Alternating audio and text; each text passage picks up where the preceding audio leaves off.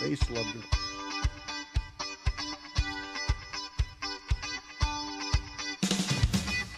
Bruce DuMont continues with Beyond the Beltway, hour number 2. Thanks for joining us. 1-800-723-8289 is the telephone number. If you want to tweet me a comment, it's at Dumo, at D-U-M-O. We've got 2 Republicans. We've got 2 Democrats.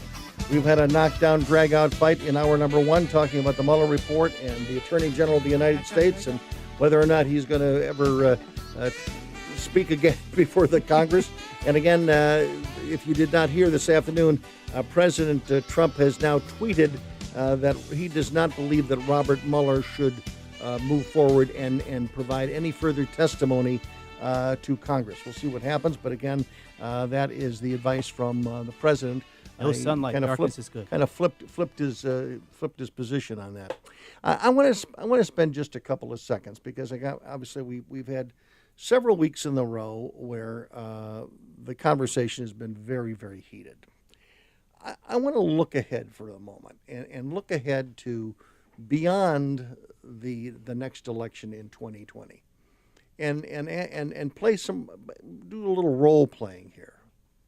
What if Donald Trump loses re-election, Stephanie? What happens to the country if he loses re-election? And what about his base? But what happens to the country? Tell us, look into the crystal ball. You tell us what you think happens to the country. I think we're going to see a lot of government takeover. I think that the economic success that we've been experiencing will quickly erode. All the things that Trump did pretty effectively, like eliminating a lot of heavy business regulations, things like that, will completely come back into play. I think what we're talking about is sort of a battle between, do we want government to control everything, or do we want private groups to do the work? Abden Palish, what do you think happens The exact if opposite. Donald Trump loses? I think the world breathes a sigh of relief. The country breathes a sigh of relief. I think that in the same way that, minutes after Obama took over from W, he got the Nobel Peace Prize. I think the rest of the world says, okay, this era is over. I think that the economy does great. I think that it does in the Republican Party. Then they have to take stock and say, okay, this flyer we took on Donald Trump, maybe it wasn't a great idea. Maybe we need to regroup. I'd like to see, we'll see who the Democratic, nominee is who would defeat Trump and what kind of style they bring. But I would love to see a new era of bipartisanship. It's become so much more polarized. Jeff Hom, what do you think happens in the body politic if Donald Trump loses re-election? I mean, obviously a lot depends on who gets, who takes over the office, right? Because if it's somebody like Bernie, then I think I agree with Stephanie that you're going to see a lot more intervention into corporate affairs by the government. Given the way that the left reacted when losing in 2016 and how they completely went after people with more of a personal aspect, trying to destroy people's lives, get them fired from various things. I think you'd see that worse, right? Yeah. Because they would go around, effectively trying to shoot the survivors, not actually shoot them as a metaphor. It would just be who would worse. be doing that? With how emboldened the progressive left was in order to do all of these deplatforming campaigns, to try and get people fired, et cetera, I think you would see that just more a higher degree. I want to ask Jacob. Jacob has not responded. Jacob, to the same question.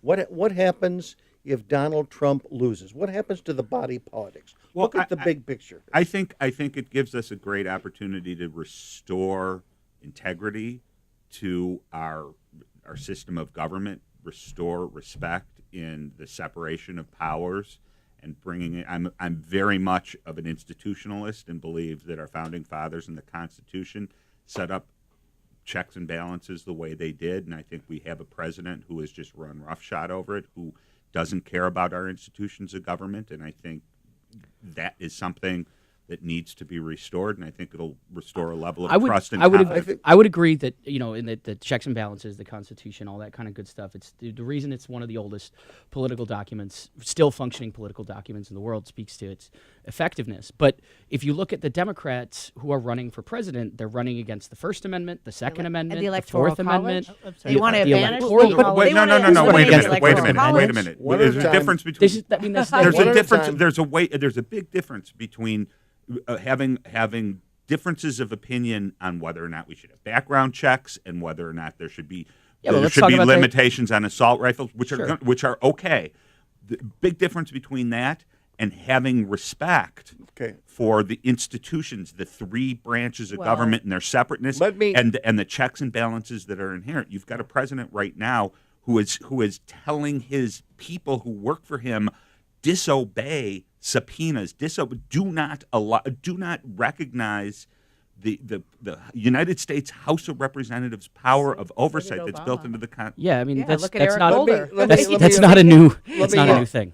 Let me answer my own question. Okay. Because you've all given me sort of a civics lesson, what you hope would happen. You've looked at the glass half full, and you've looked at it in a way that the country will move forward. I don't think so. I think you will have the vitriol that you have seen on the left, and the inability to accept the results of the election, which followed the election of Donald Trump. If he loses, I think the other side, they're going to go apoplectic. I think that there will be violence. I think there will be a disrespect for the results. I think it's going to make the first year of Trump's administration it will look like a perfect transition if Donald Trump loses. Because I think that in the minds of many Trump supporters, they've done all this. They feel that their guy got beaten up by the media. They're going to think that, whether it's true or not. Yeah. They're going to think that he got beaten up by the Democrats. If there's impeachment or non-impeachment, they're going to think that literally all this stuff about the FBI and the CIA, whether it was used against. I think the potential for widespread conspiracy theorists, not just amongst the core. I think that's going to expand to a much broader and I don't think there would be violence. Well, You're and making I'm the just- same point I'm- that Nancy Pelosi made.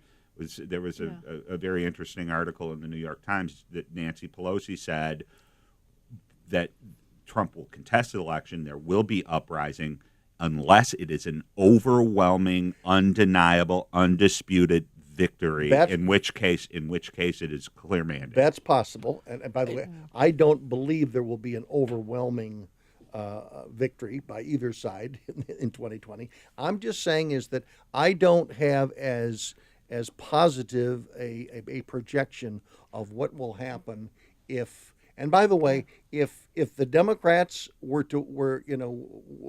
obviously the Democrats would win in this scenario, I just think that the hardcore Trumpsters are going to make life miserable for Well, the I left. don't- for That's what they Donald did I will for tell you, the Barack hardcore Obama. Democrats have made life miserable. Well, I know, My but- fear, I guess, is that and we talked about this during one of our breaks, is that under George Bush, under McCain, and then under Obama, there has really since George Bush. I got to stop you. We got some music playing. We'll be back shortly. 1-800-723-8029. I'm Bruce DuMont. Thanks for joining us tonight.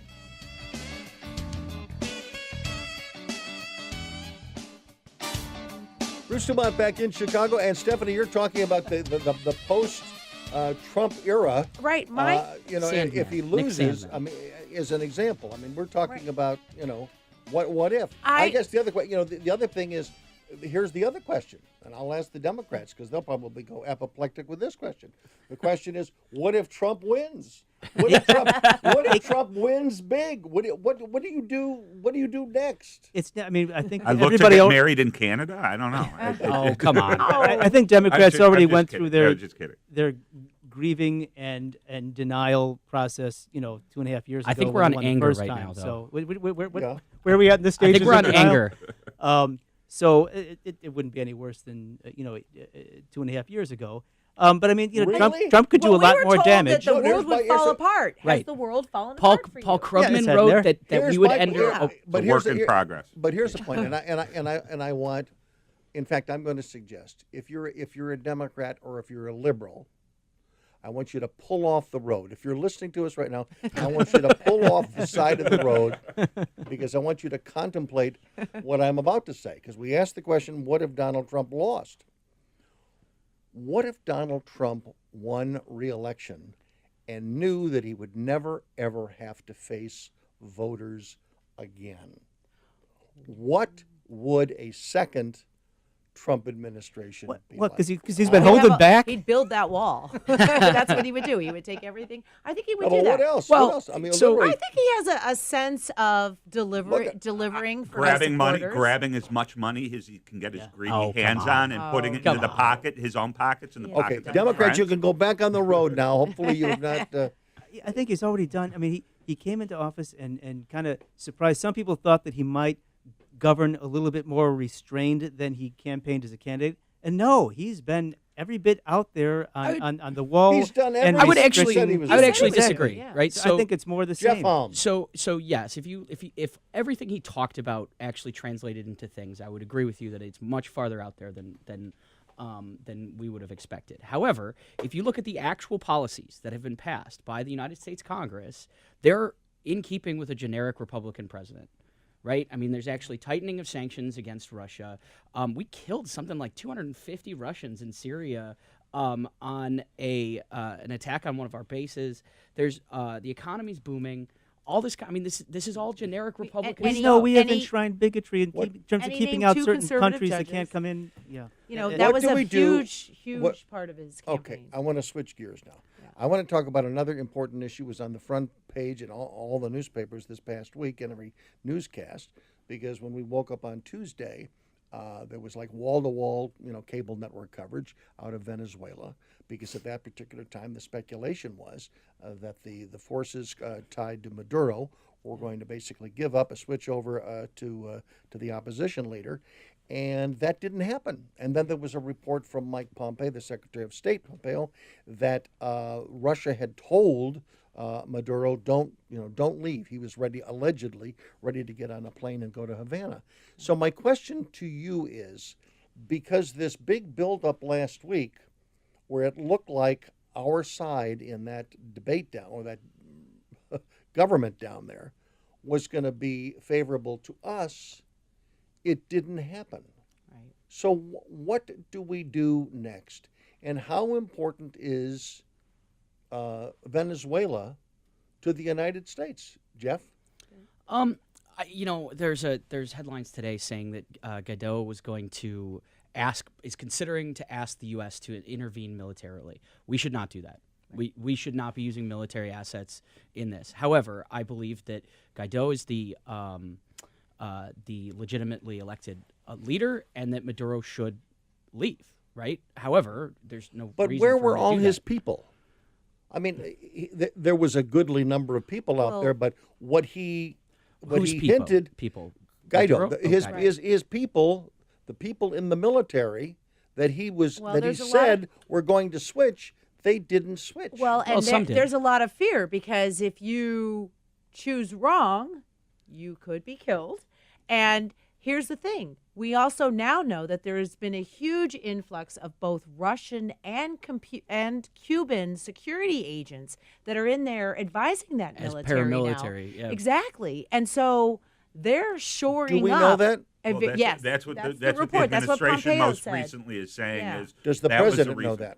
that? Watching Mike Pompeo this morning on the Sunday talk shows, trying to dance all around what Trump just said. Are the Russians there or aren't they? And he had to sort of just talk both sides, because he had said one thing and Trump said something else. I don't think the administration has gotten its line quite Trump straight. said Right. that in his conversation with Putin, that He should get out. He hinted that they might have been on the same side. I mean, Which it was side is it- that? That's- no, Yeah, it I was don't know very about that. it was very confusing listening to Maduro. Mike Pompeo. But we know the Cubans It was work very- for Russia. It- We know it's that. Been, we've had all sorts of confusing information coming. That's out what of I'm it, saying. including Yeah. including whether or not well, we don't. It's still maybe a coup in the happening. I mean, Well, it that's may what be Pompeo's yeah, that's what suggesting. that's Yeah. what they're suggesting is that, oh no, he's just in the Spanish embassy and he's conducting operations out of there, and Maduro's the goal is still to get Maduro out, and they're negotiating it. But these are like, there's just misinformation coming from all different directions, including Right. the White House. Bolton came out and said stuff which is now the White House is contradicted. So who knows? Right. Well, let me ask you this: we have 4 American, voters here. Is there a military effort on the part of the United States that you would support? In other words, the Russians allegedly are there, the Cubans allegedly are there. The question is, can you make a case, could you make a case to send your son or daughter off to fight a war in Venezuela? And would you be comfortable about that? We're going to ask the known mother at Of the an Air Force, yeah. mothers Yes, and children. yeah. The mother Right. at the Of table. mother of an Air Force cadet. Okay. So, yeah. No, I think, and I don't think that, Trump has been one of these guys, and I think Evan, you were saying you agreed he didn't want to go into Iraq. He seems very reluctant to want to start putting boots on the ground in a foreign country. However, I think that there are other things our military can Yes, do absolutely. short of boots on the ground in Venezuela. If that means staging relief efforts or whatever Guarding relief along the convoys. Colombian border, what about barricading? One of the things talked about today was barricading, putting up a barricade for oil tankers What about a blockade. heading to Cuba for blockade. refineries. What a about blockade. what about something like that? yeah? What about a quarantine of Cuba? In Yeah. Nicaragua in the 80s, they had ships all along Right. both I sides mean, I of think Nicaragua there's- trying to suffocate it. I think we can Right. But present you a just presence. you just with harm that. the people. You harm the people. Well, You they're do already- t- I mean, they're already they're they're already already it's harmed. already They're bad. already harmed. It's already really really bad. Right. I mean, nation building is a really difficult thing to do, And and we're we not- have not we're not done good very at it. well. We We're have not not good done at it. very Okay, well Okay, at we it. Jacob, agree. let me ask you this We don't want question. that Okay, job. let's get everybody's reaction to this. Is the presence of Russian and Cuban troops in Venezuela, in your mind, does that warrant military action to get them out? Is that a violation of the Monroe Doctrine? Well, okay. I mean, you bring up the Monroe Doctrine. That's a whole Bolton thing. He thinks that Well, the what about- United States is entitled to control the entire Well, what- hemisphere just what do by you, right. No. But what does Jacob Meister feel? I mean, I think we have interest there. Certainly, there's oil interest there. I think there's humanitarian interests. Yep. Which it's very difficult for this administration to take high ground on any humanitarian issues. But if they did, I think that would be a very good thing. You can support and you can help the process happen, but I don't think sending in troops. It's never proven Yes. to Abden, work. I I wanna guess ask it did in Abden. Panama. I I worked in Panama. I want to ask Abden, another Democrat. Is there a way in which military action to extricate those troops from Venezuela that you would support? I think you're seeing bipartisan support here from all 4 of us saying I don't think America wants sending troops down to Venezuela to solve this. Now I don't know how much documented proof there is that they're Russian and Cuban. Are there Potentially- actual troops? Are potentially these Iranian as advisors? well. Are there Mercenaries, yeah. if some powerful evidence came out about that, then I think that opens a new discussion. But I Jeff. think there'd be a pretty high bar for military Jeff, intervention. what is your reaction? Um, If it was absolutely positively proven and shown to you that there are Russian and there are Cuban troops in Venezuela propping up Maduro right now, would you support a military action whose goal would be to get them out and basically to rattle the sabers rather, of the Monroe Doctrine? This is a violation of the Monroe Doctrine. I think there are many other tools that we have aside from Such direct as? military force, right? So there is. So Hasn't let's worked so far. So let's say, for example, we find this incontrovertible evidence that not only China, Cuba, Russia, and let's say Iran, because there are direct flights between Caracas and Baghdad. Tehran. Or Tehran. Yeah. That have been picking up in pace. Let's say we have incontrovertible evidence. I think the world stage is where you can do that. We can tighten sanctions on those countries that have much more to lose than Venezuela. The Venezuelan economy is in shambles. There's no sanctions that we can do that wouldn't hurt the people that we're that we're trying to help. I do not believe in direct military action in this circumstance. I maybe could be talked into a blockade. I mean, the thing is that when somebody tries to run your blockade, you got to use force on them anyway. So like, that gets Well, tough. and we have European partners. I would in like this. to hear from So you when we how come many? back. 50 countries? I'd like to 48? hear from you when we come back. I'd like to hear from the audience as well. 1-800-723-8289. This is a quick yes or no. Would you support U.S. military action in Venezuela to kick out the Russians and the Cubans? Bruce DuMont back. Thanks very much for joining us tonight, coast to coast and border to border. Now in our 39th year on the air every Sunday night. Let's go to Bob in Racine, Wisconsin. He has a question to the one I posed before the break. Would you support military action in Venezuela? Bob. Well, first of all, Bruce, it's Paul, not Bob. But I'm sorry. Well, it says having Bob said up that, here. I absolutely would support military Okay. action in Venezuela Why? because I would, and I think our U.S. government would interpret what the Russians and the Cubans are doing as offensive-minded, and we cannot allow them to get a foothold in this hemisphere. And I do have a family that's in the military. She's actually a high-ranking Air Force person. And she told me the biggest threat we face is China. And because they're building those bases in the South China Sea, and we look at them as being very offensive because they can strike our assets in America from there. So I have a question for you, Paul. What does this is Jeff? I'm one of the Republicans. What does victory look like for you? What's the victory condition after which we say we did the job and the blood and treasure was worth it? Getting Russia and Cuba out of Venezuela.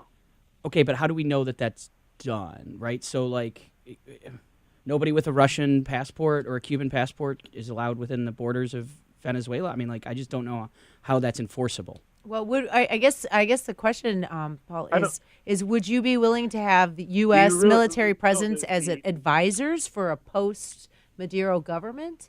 Or are we talking like a permanent would. presence, Let's a la let Japan or Paul, Germany? let's let Paul Let respond. Go ahead. Let me ask a question. Sure. Let me ask a question. What do you think the purpose of our military is?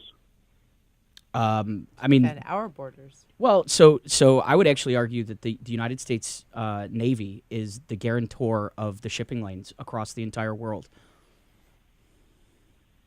Okay, that's one branch of the military. Yeah. Overall, what is the objective of our military? To defend our shores, country. And, to defend well, our To shores. defend our interests. Defend And our our interests. wait, Defend our actually, shores, we take an oath to the including- Constitution. Folks, let Paul respond before we jump on him. Go ahead, Paul. Yeah. Back to you. No, I think the goal of our military is to defend our shores, but it's also to protect our assets around the world and in outer space. and frankly. in cyberspace, which is actually underwhelming right now. But I Okay, mean, so then clearly, and again, we're going to, this is an open question to anybody to respond.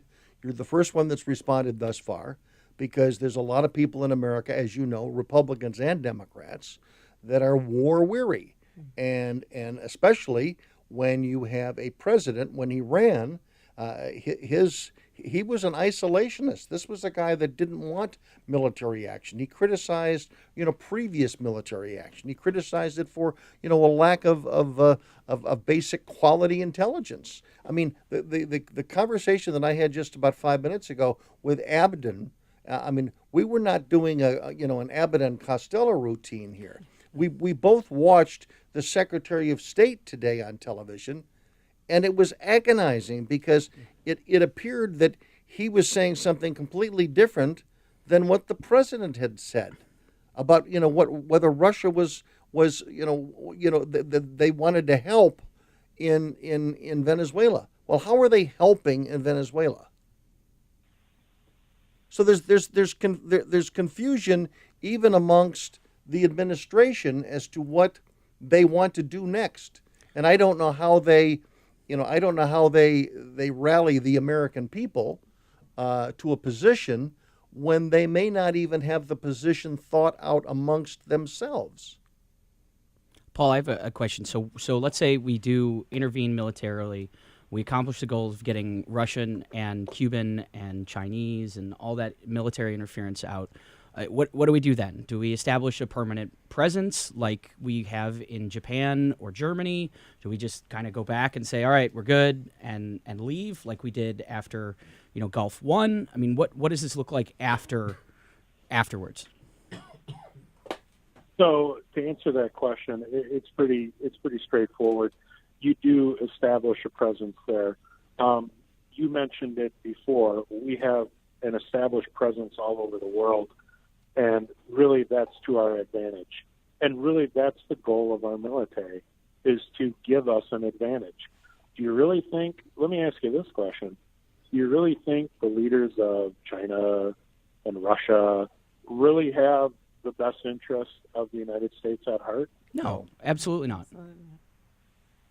Right, and really the goal of our military is to give us that advantage for that reason. That is the goal of our military. It's the goal of the military that is what they are to do. It's the goal of the military based on To leadership, spread our influence around the world. based on leadership that's provided by the executive branch with the support of Congress and the American people. They all have to work well, because if you have the military going off without the support of Congress, I think that's wrong. And I also think it's wrong if you engage in military action without the support of the people. And I you think need that. I think one thing also is that military is the last Right. the Ab- last line of absolutely. intervention. Last Absolutely. You have to have a robust diplomatic effort. You have to have alliances. You Right, have to right. have strategic partnerships, and your military is your fallback in the last instance. Right. I think we need to have a very robust diplomatic solution too. And there's no way that that we should be doing this on our own. Right. We have partners in Europe who the- have Correct. just as No, strong but an And the interest potential in model why- here but- is but Kosovo. Yes. Why would Europe be helping us in Venezuela? They have interest. They have interest in oil. I don't They think have- they'd be helping us. I think think they they have have interest in interest. stability, human rights. There's And I think they also don't like having Russia meddling in all sorts Correct. of places as well. Right. Because, I mean, if they can do it in Venezuela, we already know what they can do in the Ukraine and the Crimea and all of this. I mean, the question is- our European partners have been very clear that they do stand with us in this. right. the- I mean, the there's question- mending of fences that needs to go on, but I think Yeah. I think it can be done. Paul, thank you for your call. We move on to Kevin, listening to us in Austin, Texas on KLBJ. Go ahead. Hi. Yeah, I was calling about the guy, liberal before the hour. Yes. He was saying how Trump voters are ignorant and that type of thing, and Yes. he's Trump is baiting and he's stupid. It's that type of liberal, as Tom Rosen would say, the wine and cheese crowd, God bless Tom Rosen. limousine liberal attitude, who that's going to the working class guy, the average Joe, so to speak, that's why they can't stand the liberal media. And I think The condescending attitude. So if they keep on with that attitude, they're going to lose again. There are only 6 counties that are flip it one way or the other, and Trump knows that. So.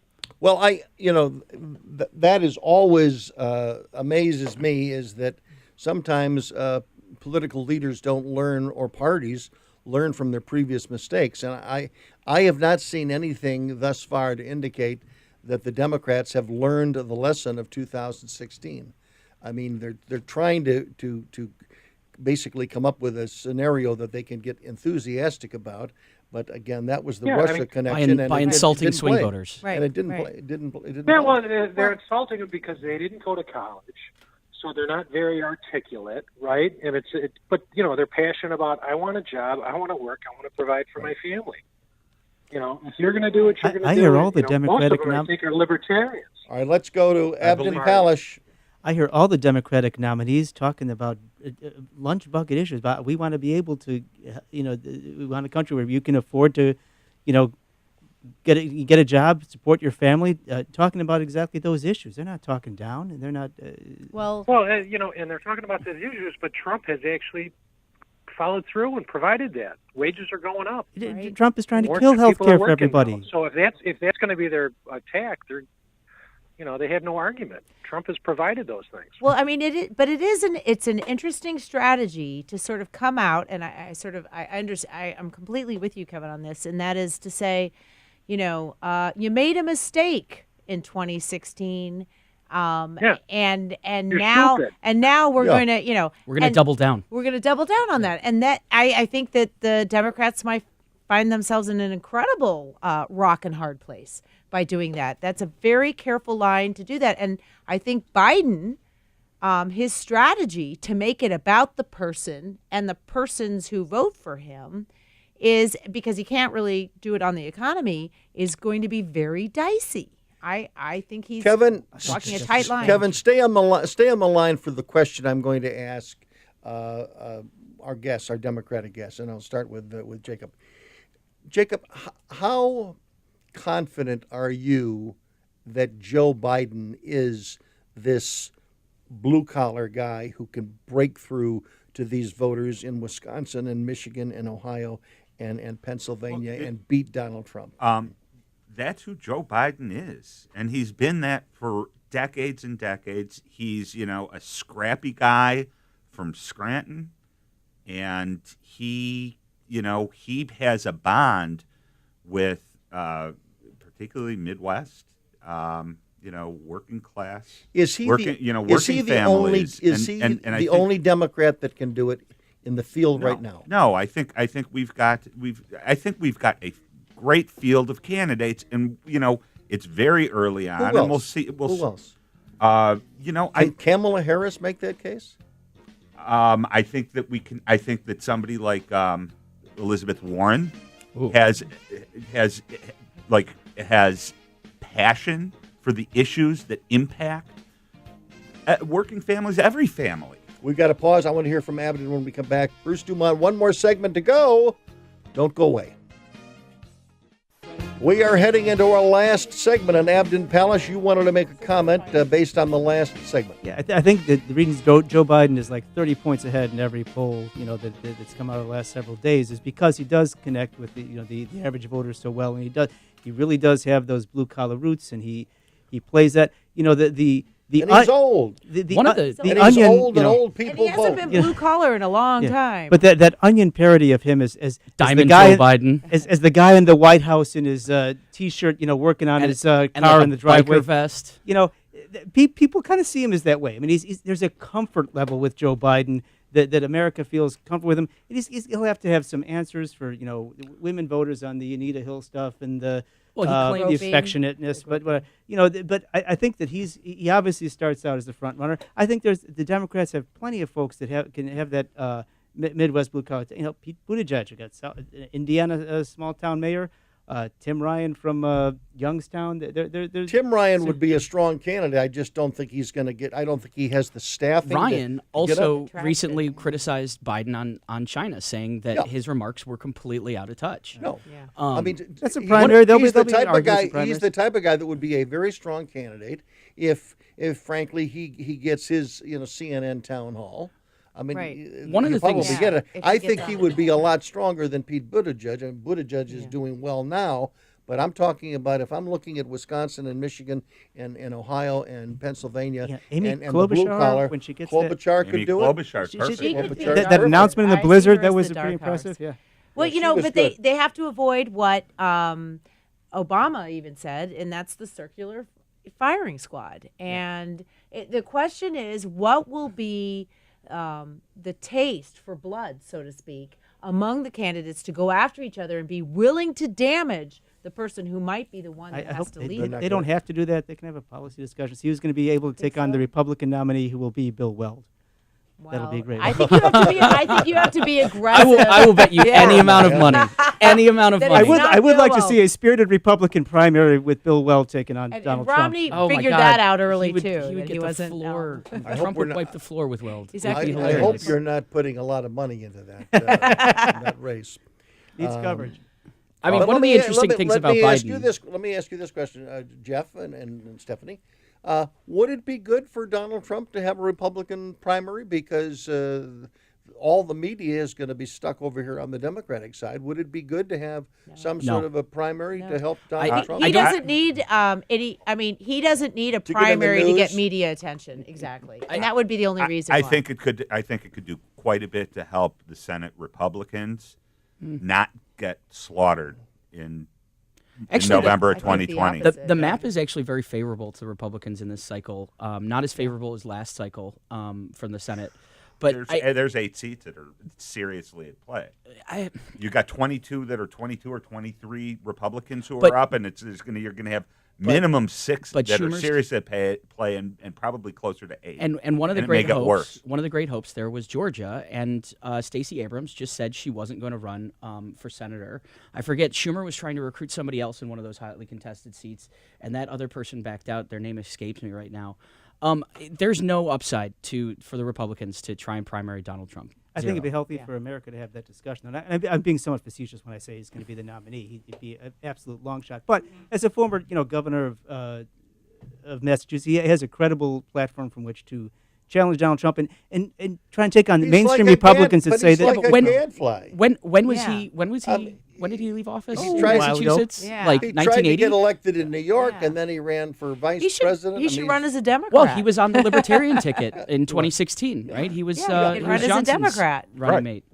right. There's no upside for the Republican Party to try and Do primary. you, or Donald to our Trump. Democrats, do you have your candidate for 2020 personally, Jacob? No, I really believe the process is going to be good. There have been some adjustments made in the process from 2016. I think it's going to be Removal of good. We're going to have superballots. We're going to have 1,000 flowers that bloom, and we're going to beat Donald Do Trump. you have in a 2020. candidate? Abden? Absolutely not. I think we've got an embarrassment of riches there, and I think among some of the ones we've already talked about, I think Cory Booker's also a strong contender. I think we'll see have some. Yes or good no arguments. answer. Yes or no answer, folks. I'm going to start with you, Jacob. Is Bernie Sanders electable? Yes. Abden. I think there's a lot of. I Yes think- or no? I think the Republicans here would like for him to be the nominee. Actually, Yes, I would not. yes. I No? would not. There is an uncomfortable amount of crossover vote between Bernie and Trump, and if Bernie was the nominee in 2016, I'm not sure if Trump wins. It's an interesting. I agree We'll with never that. know, but he does excite some people. It's sort of like do you go with the old formula for putting together the coalition, or do you sort of like Obama? You got to get new people who haven't voted before to vote, and Bernie might get new people who haven't voted before to vote. So Yeah, but it's interesting. I don't But think Bernie he's the isn't- nominee, though. Bernie isn't the surprise that he was, in 2016, and so that means there's a lot more things that can come out about him. I think that the people that crossed over to Trump they crossed over for economic reasons. They're getting that economic reason, Right. and when Trump's policies are contrasted with the socialism or democratic socialism, whatever Bernie calls it, and we see the success of one. They're not going back that's to the Bernie. important Actually, They're I not think, going back to Bernie. I think the reason why you had all these crossovers was the drain the swamp message. Well, there's it that, was too. the drain the swamp and- message, and I Trump think still those gets voters to have those that voters message. could be to the right, those voters Right. can be in the And- left, and Trump Bernie is going Sanders to- appealed to them the same way. Trump Candidate still has Trump- the drain the swamp message because he can now say, "Look what Washington has been trying to do to me Correct. all Right. along." Candidate Trump in The 2020. more that they keep going again, after him. But again, could his voters say, you know what? You tried it for 3.5 years. You didn't pull it all off. It isn't going to be any better for the next 4 years. I gave you one shot. I'm not going to give you another He's shot. the, Yeah, king, but he's I the like- king of the swamp. Guess now. what? He's the- I like he my owns bank the swamp. account. I like my bank account. Okay. There you On that go. note, our thanks to Jeff Halm and also to Stephanie Hitt and to Jacob Meister and to Abden Palash for joining us this week on Beyond the Beltway. I want to thank Eric Thomas, the operations chief here at WYND, and George Hoffman, who's been on the board, and John Benedict, who's been screening the calls this evening. I'm Bruce DuMont. This is a Jenny B production. Good night from Elk Grove Village, Illinois.